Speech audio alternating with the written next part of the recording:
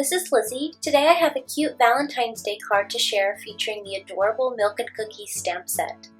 The main supplies I'll be using are the Milk and Cookies stamp set, as well as the coordinating dies, the largest stitch rectangle die in order to create the front of my card,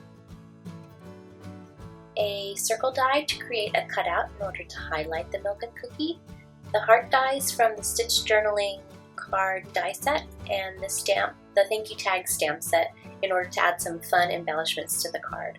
I'll also be using several papers from the Snow Day 6x6 paper pack because I've told myself I need to stop hoarding my patterned paper.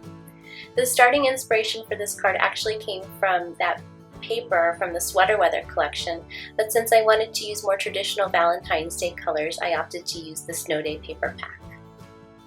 Okay, so you can see I've gone ahead, I've stamped the cookie, I masked it off with a piece of Post-it and then stamped the milk glass behind it. And then I'll just use another piece of Post-it and stamp the straw so that it looks as though it's going into the milk. And then I'll be doing some really simple, quick Copic coloring, and I've gone ahead and I've listed the colors at the top of the screen in case you're interested.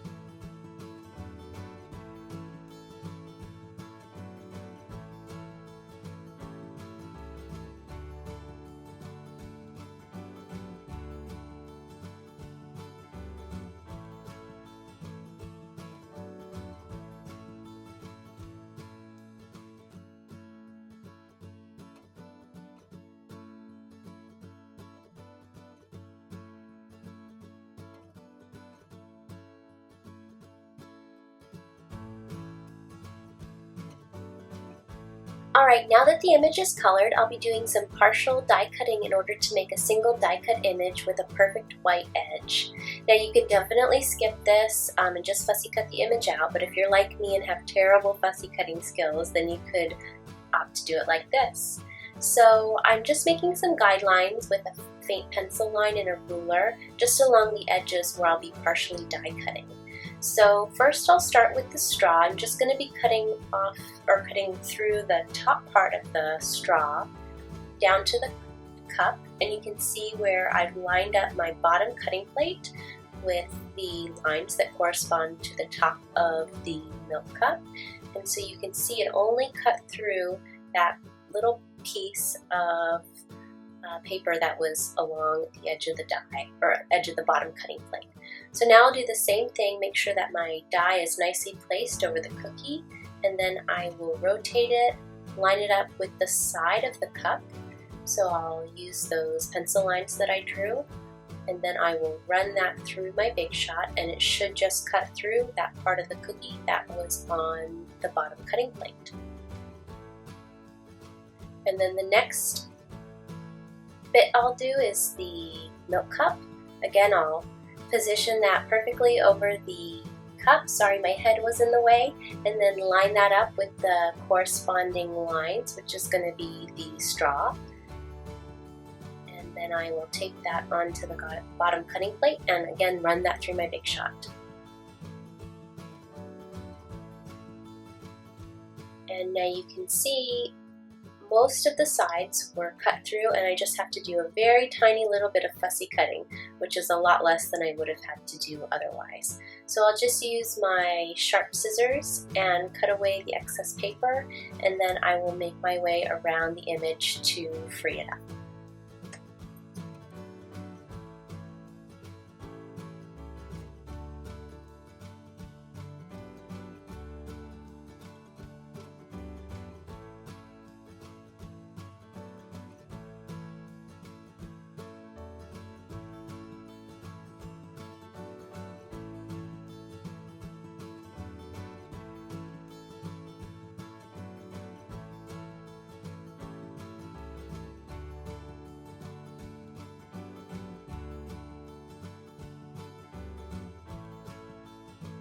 So I'm just finishing cutting around the image so it has that perfect white line, and you can definitely see where I fussy cut it and where the dye did it.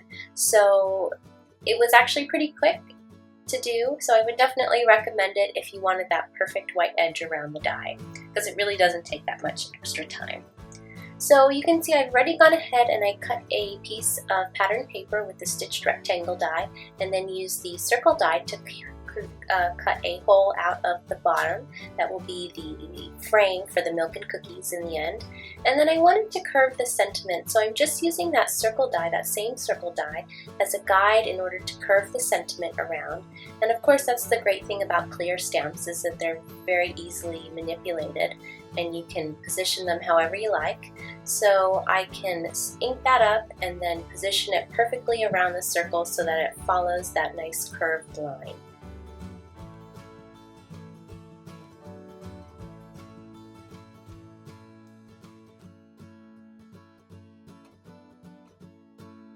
So to finish up the stamping on the front of the card, I'm using the dotted line from the Thank You Tags stamp set in order to recreate the sweater weather pattern paper that I like so much. So I'm just stamping out the dotted line in some black ink, and then I'll use some red ink to stamp in the hearts, which are also from the Thank You Tags set. And again, sorry my head's in the way, I wanted to make sure it was perfectly positioned underneath that line. So off camera I did a little bit of cutting of the pattern paper. I cut out a piece of red, and then I cut some vellum with a strip in the center so that the pattern could shine through. And then I can go ahead and glue that front card panel that we were working on onto just a standard size card base.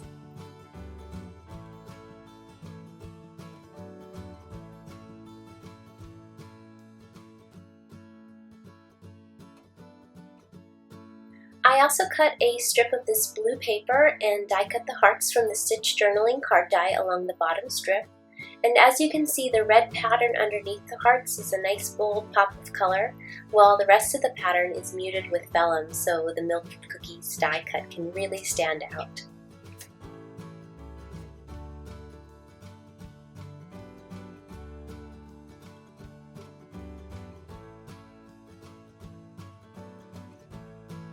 To finish up the card, I'm using a piece of pink lemonade lawn trimmings to add some color along the edge of the card.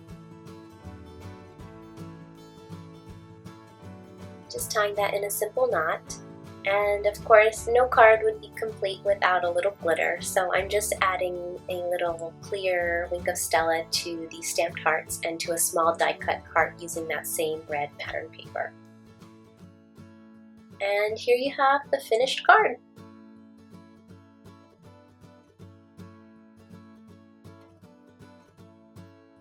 I hope you enjoyed this video on making a cute Valentine's Day card using the Milk and Cookie stamp set. Thanks so much for watching!